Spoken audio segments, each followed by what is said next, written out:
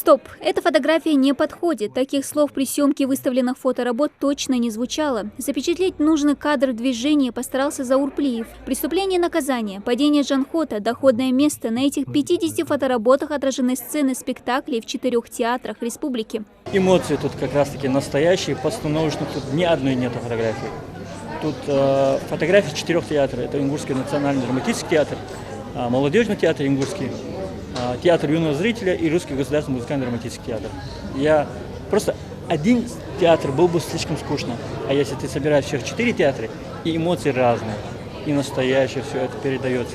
Жизнь на сцене на свой фотообъектив Заур Плиев ловит уже лет 5. Представленные фотоработы – лишь малая часть его большой коллекции. Себя на фотоснимках ищут и его коллеги, актеры. На 4 себя увидела и Белла Базоркина. Я успела увидеть спектакль «Риск», в котором играю с 2016 года в главной роли. Увидела Достоевского «Преступление и наказание» и много других. Еще Островский «Доходное место». Пока 3 спектакля насчитала.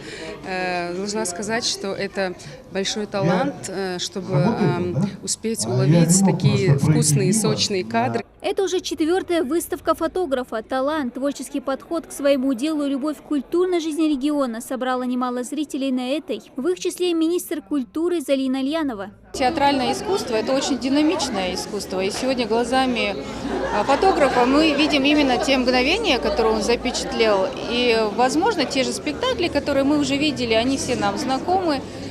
Мы их видим уже в моменте, в тот момент, который сохранил фотограф. И всматриваясь в какие-то детали, все это смотрится несколько с иной стороны, и это очень интересно. В планах у Заура открытие еще одной выставки. Какой, пока держит в секрете. Ну а пока гости вечера, его коллеги, родные и близкие, желают талантливому фотографу развиваться и расти в творчестве дальше. Дана Плиева, Асхаб Белокиев, Новости 24.